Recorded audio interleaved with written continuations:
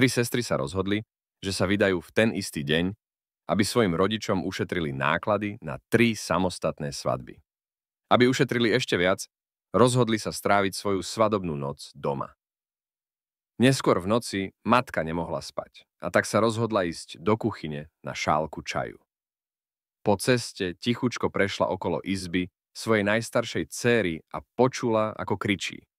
Matka si pomyslela, to je normálne, hlavne počas svadobnej noci. Potom prešla okolo izby svojej druhej najstaršej dcéry a počula, ako sa smeje. To je tiež normálne, povedala si so spokojnosťou. Nakoniec prešla okolo izby svojej najmladšej dcéry, kde nepočula ani hláska, ale nepripisovala tomu veľký význam. Nasledujúce ráno v kuchyni, keď už manželia odišli, sa žena spýtala svojej najstaršej dcéry na nočné zvuky. Tak ako mami, odpovedala dcéra, vždy si hovorila, že ak to bolí, mám kričať. Máš úplnú pravdu, Zlatko, uistila ju matka a obrátila sa na prostrednú dcéru. A ty, prečo si sa smiala? Spýtala sa. Vždy si hovorila, že ak to šteklí, môžem sa smiať, odpovedala dcéra. Presne tak, Zlatičko. Usmiala sa matka a spomenula si na svoje mladé časy. A teraz ty, najmenšia, povedala, obracajúc sa k svojej najmladšej dcére. Prečo bolo u teba v noci také ticho? Mami, nepamätáš si? Vždy si mi hovorila, že s plnými ústami sa nehovorí. Starší taliansky muž prišiel za svojím farárom a spýtal sa, či by si mohol vypočuť jeho spoveď. Samozrejme, syn môj, povedal farár. No, otče, na začiatku druhej svetovej vojny zaklopala na moje dvere krásna žena a prosila ma, aby som ju ukryl pred Nemcami. Ukryl som ju na povale a nikdy ju nenašli. To je úžasná vec, syn môj. A nie je to nič, čo by si musel vyznávať, povedal farár. Je to horšie, otče. Bol som slabý a povedal som jej, že za nájom na povale mi musí splácať sexuálnymi službami, pokračoval starý muž. Bola to veľmi ťažká doba a podstúpil si veľké riziko. Trpel by si strašne, keby ťa Nemci našli, že ju ukrývaš. Verím, že Boh vo svojej múdrosti a milosrdenstve vyváži dobre a zlé a bude ťa spravodlivo posudzovať, povedal farár. Ďakujem, otče, povedal starý muž. To mi odľahlo. Môžem sa opýtať ešte jednu otázku? Samozrejme, syn môj, odpovedal farár. Starý muž sa spýtal, musím jej povedať, že vojna sa skončila. Raz v noci príde malé dievčatko k svojim rodičom, ako sa milujú. Matka ide hore-dole po otcovi a keď vidí svoju dcéru, ako sa na nich pozerá, okamžite prestane. Čo to robíš, mami? No Zlatko, niekedy sa ockovi príliš zväčší brúško, takže musím po ňom skákať, aby som ho vyrovnal. Dievčatko odpovedá. No mami, s tým by si sa naozaj nemala obťažovať. Matka má na tvári zmetený výraz. Prečo to hovoríš, miláčik? Dievčatko odpovedá. Pretože mamička, vždy keď ráno odídeš, príde pani odvedľa a nafúkne ti to späť. Otec so synom kráčajú po ulici a narazia na dva psy, ktoré sa pária. Chlapec je šokovaný tým, čo vidí a pýta sa otca. Ocko, čo to robia? Otec nechcúc sklamať svojmu synovi odpovie. Len vyrábajú šteniatko. Dobre, povie syn a otec si vydýchne, že sa viac nepýta. Na druhý deň vtrhne syn do spálne svojich rodičov a uvidí ich pri milovaní. Otec vyskočí a rýchlo sa prikrie. Vediac, že ho čaká zaujímavý rozhovor, zíde so synom dolu a posadia sa k jedálenskému stolu. Syn sa ho spýta. Ocko, čo ste robili s mamičkou? Otec, opäť chcúc byť úprimný, odpovie. Ja a mamička sme vyrábali bábätko. Syn chvíľu rozmýšľa, potom odpovie. Otoč mamičku, ja chcem šteniatko. Dvaja priatelia sa jedného večera rozprávajú. Jeden hovorí druhému. Vieš čo? Predám svoj dom, kúpim loď, budem brať ženy do stredu oceánu a poviem im, že buď mi dajú, alebo budú musieť doplávať na breh. O pár mesiacov sa priatelia znova stretnú a jeden sa pýta druhého, ako dopadol jeho plán. No, hovorí priateľ, Bolo to skvelé. Predal som dom, kúpil som loď a prvý týždeň som na nej mal nádhernú blondínu. Vzal som ju do stredu oceánu a povedal som jej, že buď mi dá, alebo bude musieť doplávať na breh. Takže mi dala. Potom o pár týždňov neskôr som mal na lodi krásnu brunetku. Vzal som ju do stredu oceánu a povedal som jej to isté. Takže mi tiež dala. A potom o pár týždňov neskôr som mal na lodi ohromnú ryšavku. Vzal som ju do stredu oceánu, povedal som jej, že buď mi dá, alebo bude musieť doplávať na breh. A vieš, čo urobila? Stiahla si nohavice, vytiahla najväčšie mužstvo, aké som kedy videl a povedala: Nie, ty mi dáš, alebo budeš musieť plávať na breh. Jeho priateľ, ohromený, sa pýta: Tak čo si urobil? Do čerta, veď vieš, že neviem plávať. Jedna žena sa mala vydať za jedného z tých mužov, ktorí chcú pannu. Keďže ňou nebola, išla k lekárovi, aby jej obnovil panenskú blanu. Lekár jej povedal, že to bude stáť okolo $500, ale existuje iný spôsob, ktorý bude stáť len $50. Žena súhlasila s lacnejšou možnosťou. Zaplatila peniaze a lekár na nej pracoval niekoľko minút. Po prvej noci sa žena vrátila k lekárovi a povedala mu, že to bolo perfektné. Bolesť, krv, všetko tam bolo. Spýtala sa ho, ako to dokázal. Zviazal som ti ochlpenie, odpovedal. Brušný hovorca vystupoval so svojou bábkou v komediálnom klube. Jeho vystúpenie však pozostávalo iba z vtipov o hlúpych blondínkach. Po približne 15 minútach vtipov o blondínkach sa jedna blondínka v publiku postavila veľmi nahnevaná. Nemáte právo takto zaobchádzať s blondínkami, zakričala. Len preto, že sme blond, neznamená, že sme všetky hlúpe. Brušný hovorca bol prekvapený. Je mi to ľúto, povedal. Nemal som v úmysle nikoho uraziť. Len robím svoje vystúpenie. Nie, povedala blondínka.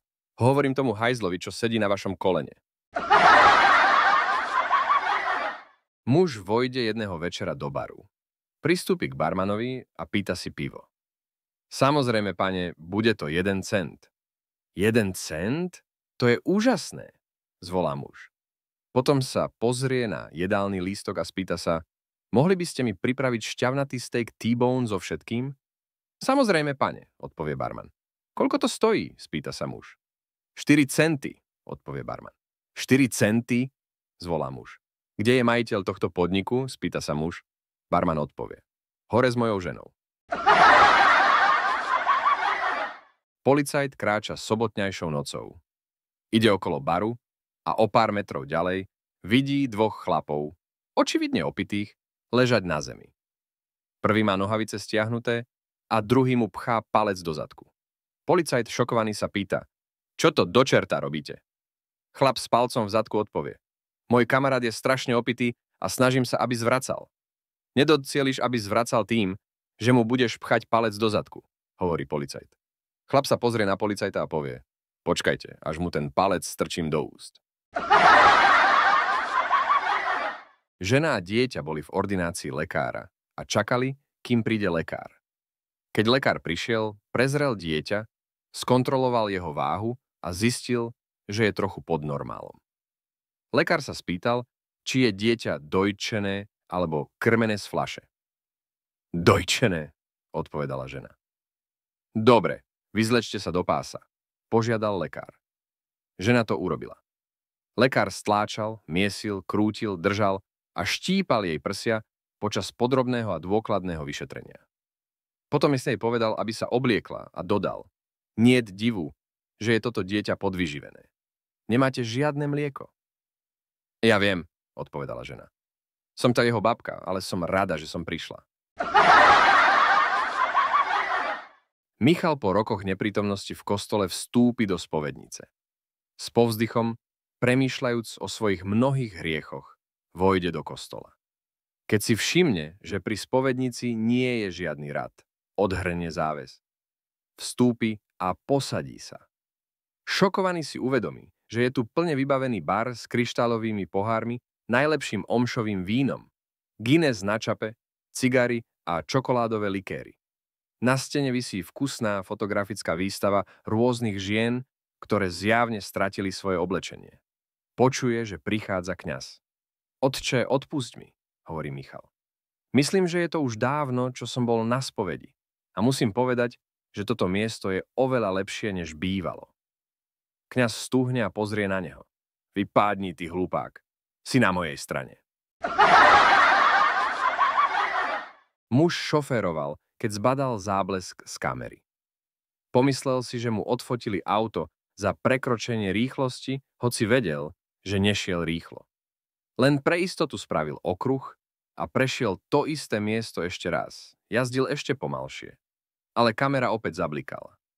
Začalo mu to pripadať vtipné, takže išiel ešte pomalšie.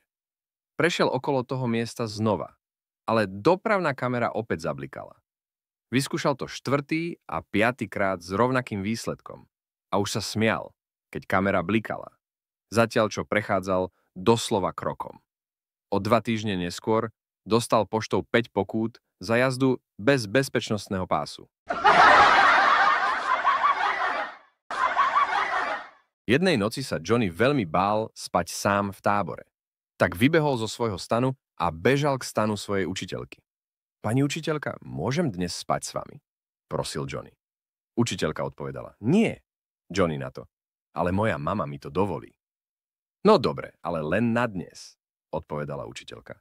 Johnny si ľahol do postele vedľa nej a opýtal sa. Pani učiteľka, môžem si prstom pohrať s vašim pupkom? Nie, odpovedala znova učiteľka. Ale moja mama mi to dovolí, povedal Johnny znova. Tak dobre, asi to môže byť, odpovedala učiteľka. Niekoľko minút bolo ticho, kým učiteľka nevyskočila so strašným krikom. To nie je môj pupok, Johnny odpovedal. A to ani nie je môj prst. Ted a jeho manželka pracovali jedného dňa v záhrade, keď sa Ted pozrel na svoju manželku a povedal. Tvoj zadok je naozaj veľký. Myslím, že fakt obrovský. Stavím sa, že tvoj zadok je väčší ako grill. S tým si zobral meter, odmeral grill a potom šiel k svojej manželke a odmeral jej zadok. Áno, mal som pravdu. Tvoj zadok je o 2 palce širší ako grill. Neskôr v noci, keď boli v posteli, dostal Ted chuť na romantiku a začal prejavovať náklonnosť k svojej manželke, ktorá ho úplne odmietla. Čo je, čo sa deje? Spýtal sa. Ona odpovedala. Naozaj si myslíš, že zapnem tento obrovský grill kvôli jednej malej klobáske? Je pondelok ráno a poštár chodí po susedstve na svojej obvyklej trase, doručuje poštu. Keď sa blíži k jednému z domov, všimne si, že obe auta sú stále na príjazdovej ceste. Jeho zvedavosť preruší David, majiteľ domu, ktorý vychádza s nákladom prázdnych fliaš od piva, vína a alkoholu do recyklačného koša. Wow, David. Vyzerá to, že ste mali včera večer poriadnu party, poznamená poštár. David očividne v bolestiach odpovedá. V skutočnosti sme ju mali v sobotu večer. Toto je prvýkrát, čo sa cítim schopný hýbať od 4. ráno v nedeľu. Mali sme asi 7 párov zo susedstva na víkendovú zábavu a trochu sa to zvrhlo. Všetci sme sa veľmi opili a okolo polnoci sme začali hrať hru Kto som? Poštár sa zamyslí a opýta sa, ako sa hrá Kto som. No, všetci chlapi idú do spálne a vychádzajú jeden po druhom, prikrytí plachtou, pričom iba ich rodinné šperky trčia cez dieru v plachte. Potom ženy hádajú, kto to je. Poštár sa rozosmeje a povie, to znie ako zábava. Mrzí ma, že som to zmeškal. Možno je dobré, že si to zmeškal, kamarát, odpovedal David. Tvoje meno sa objavilo 7-krát. Najlepší kamionista na svete išiel neskoro v noci po vidieckej ceste, keď sa mu pokazil kamión. V diaľke videl len slabé svetlo, tak sa vybral tým smerom. Dostal sa k starej farme a zaklopal na dvere. Dobrý deň, povedal. Som najlepší kamionista na svete a môj kamión sa práve pokazil. Môžem u vás prespať? Neviem, odpovedal farmár.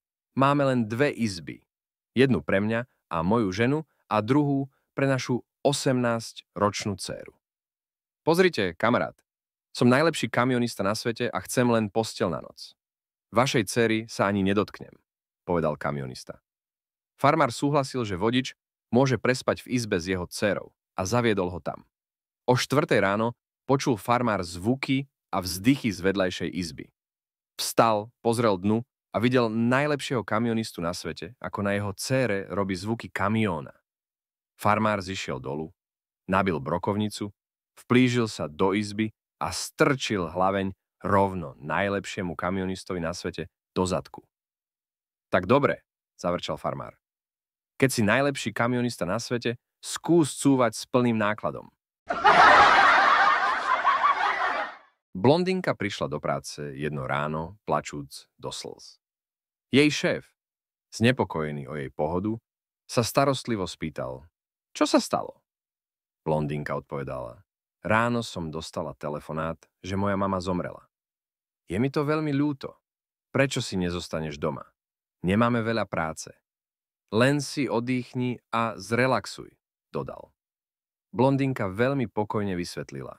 Nie, bolo by lepšie byť tu. Potrebujem sa tomu vyhnúť a tu mám najväčšiu šancu sa tomu vyhnúť. Šéf súhlasil a nechal blondinku pracovať ako obvykle.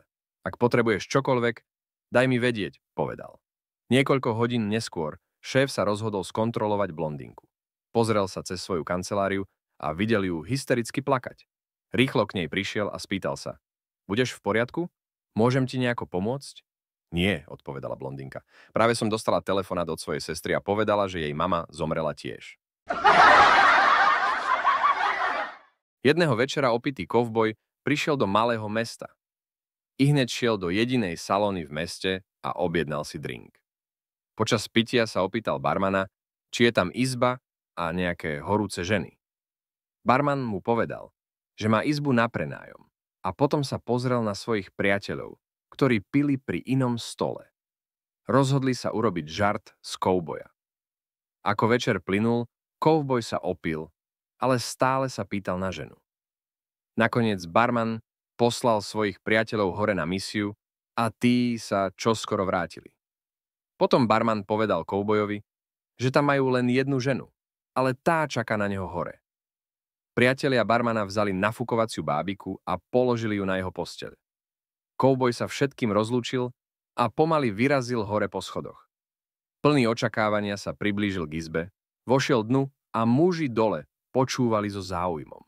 Po niekoľkých chvíľach počuli, ako vrzajú pružiny postele a zvuky prichádzajúce z izby, pričom sa smiali. Potom všetko stíchlo. Keďže nemohli zaspať z očakávania na prichádzajúce ráno, muži sa rozhodli hrať poker cez noc a čakať na muža, ktorý zostúpi dole nasledujúce ráno. Keď zišiel zo schodov, všimli si zvláštny výraz na jeho tvári. Spýtali sa, no, kovboj, aká bola tá žena? Zaváhal, potom odpovedal, chlapci, to bola najlepšia rytička, akú som kedy mal, ale stala sa zvláštna vec. Potom, čo sme mali sex, som si aj uhryzol prsník a ona prdela a vyletela z okna, odvtedy ju nevidím. Približne 300 študentov píše do svojich modrých zošitov a profesor varuje, že zostávajú ešte 2 minúty do konca, potom 1 minútu. Potom vyhlási, že skúška je skončená. Prosím, prestaňte písať. Keď sa telo študentov pomaly zoradí, aby odovzdali svoje skúšky, jeden študent stále píše. Profesor prísne povie, ak teraz neprestaneš písať, nebudem akceptovať tvoju skúšku. Študent pokračuje v písaní.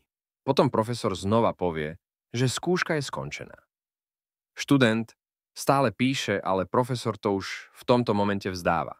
Nakoniec, keď študent príde na koniec radu, aby odovzdal svoj modrý zošit, profesor povie, je mi ľúto, dal som ti niekoľko varovaní.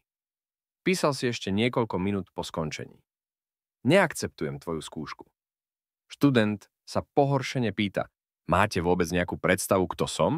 Profesor teraz šokovaný odpovie, nie, nemám. A vtedy študent zdvihne polovicu skúšok, strčí svoju do stredu hromady a odíde. Príde chlapík za doktorom, že mu ako si nestojí a aby mu s tým niečo urobil. Doktor ho prehliadne a pripojí mu na ňo elektrody. 10 V. Stojí? Nie. 20 V. Stojí? Nie. 50 V, tak stojí vám konečne? Bohužiaľ. Tak teda 220 na plné pecky stojí? Nie, ale krásne svieti.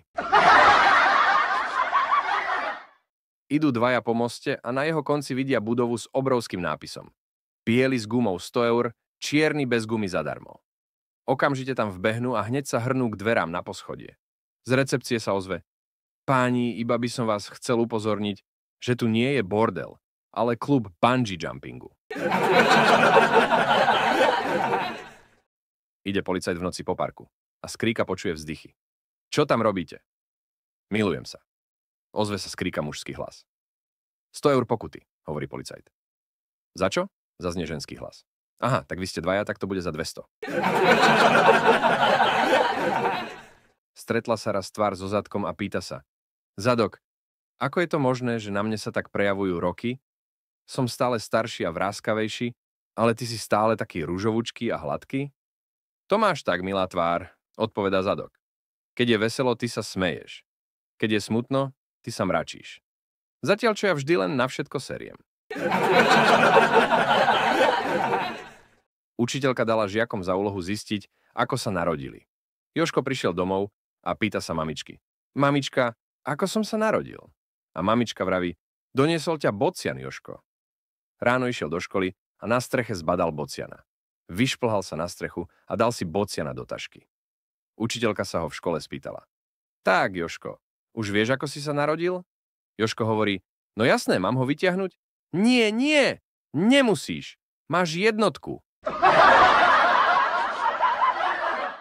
Idú dva penisy na skúšku tvrdosti. Jeden dostane jednotku a druhý štvorku. Ktorý je na tom lepšie? No predsa ten druhý musí ešte ísť na ústnu skúšku.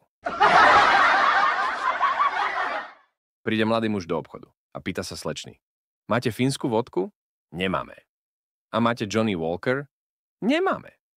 A máte dnes večer čas? Ona sa začervená a usmeje: Mám.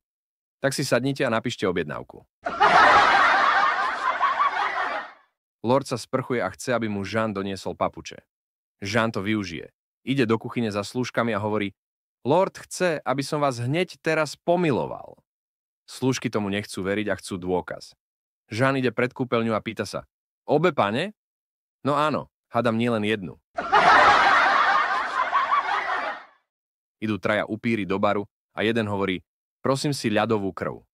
Druhý hovorí: Prosím si horúcu krv. Tretí hovorí: Prosím si horúru vodu. Tí dvaja na ňo nechápavo pozerajú. Tretí upri vytiahne z vrecka tampónik a hovorí: Spravím si čajíček. Babka s detkom chodia do kostola. Detko vždy zaspí. Tak si babka berie so sebou paličku, že ho pichne, aby sa prebudil. Prídu do kostola a detko zaspí. Pán farár sa pýta: Koho považujeme za spasiteľa? Babka pichne detka a ten vykríkne: Ježiši Kriste! Áno, správne. Detko zase zaspí. Koho považujeme za Kristovho otca? Babka pichne detka a ten vykríkne: Pane Bože! A farár odpovie: Non správne. A detko zase zaspí. Čo povedala Eva Adamovi, keď splodili 300. dieťa? A babka zase pichne detka a detko vykríkne na celý kostol: Ak ma s tým ešte raz pichneš, tak ti to pichnem do p***ti. Dievča hovorí otcovi: Oci, jeden chlapec v škole mi povedal niečo, čomu som nerozumela. Povedal, že mám pekné čelné sklo, prekrásny kufor, super karosériu a moje nárazníky sú bezchybné. Otec na to: Tak mu povedz, že si ešte v záruke, a ak sa opováži zdvihnúť kapotu, aby skontroloval hladinu oleja, tak mu urvem výfuk. Mladý muž nastupuje na námornícku loď, ktorá bude jeho domovom na neurčitú dobu. Privíta ho starší námorník, ktorý ho začne sprevádzať po lodi. Prechádzajú strojovňou, navigačnou miestnosťou a jedálňou. Nováčik je očarený a trochu ohromený. Cítiac súdržnosť, sa mladý námorník pýta staršieho, čo robia, keď majú po mesiacoch na mori veľkú chuť na sex. Starší námorník sa zasmeje a ukáže mu starý sud s dierou. Ak sa cítiš zúfalý, použij túto dieru. Ver mi, je to lepšie, než to znie. Po niekoľkých mesiacoch sa nováčik rozhodne sud vyskúšať. Je prekvapený, aké je to príjemné. Na druhý deň so starším námorníkom zdieľa svoje nadšenie pre sud a vyhlasuje, že ho bude používať každý deň. Starší námorník ho však varuje. Môžeš ho používať kedykoľvek. Len nie vo štvrtok. Zmetený sa pýta prečo. Pretože vo štvrtok je tvoj rad byť v súde, odpovie starší námorník. Fero príde neskoro do práce a ospravedlňuje sa. Prepáčte, pán riaditeľ, to malé oneskorenie, ale bolo to z vážnych rodinných dôvodov. Z akých? Pán riaditeľ, dnes som sa stal otcom. Prísna tvár riaditeľa sa rozplynie do úsmevu a vraví: Gratulujem. A je to chlapec alebo dievča? To budem vedieť až o 9 mesiacov. Žena nastupuje do autobusu, ale má veľmi úzku sukňu a nemôže dosiahnuť na prvý schodík. Tak siahne za seba a o kúsok si povolí zips. Znovu to skúša, ale zas nedosiahne. Tak ešte dvakrát o kúsok stiahne zips a keď to skúša už po štvrtýkrát, pocíti, ako ju dve ruky chytili za zadok a strčili do autobusu. Naštvaná sa otočí a spustí: Pane, nepoznám vás tak dobre, aby ste si mohli dovoliť také veci. Medam, ja vás zas nepoznám dosť na to, aby ste mi 3-krát rozopli rásporok. Na diskotéke príde chlapec ku dievčaťu a pýta sa: Nejdeš si zatancovať? Dievča sa poteší a odpovedá: Ale samozrejme idem. Tak choď, lebo si nemám kde sadnúť.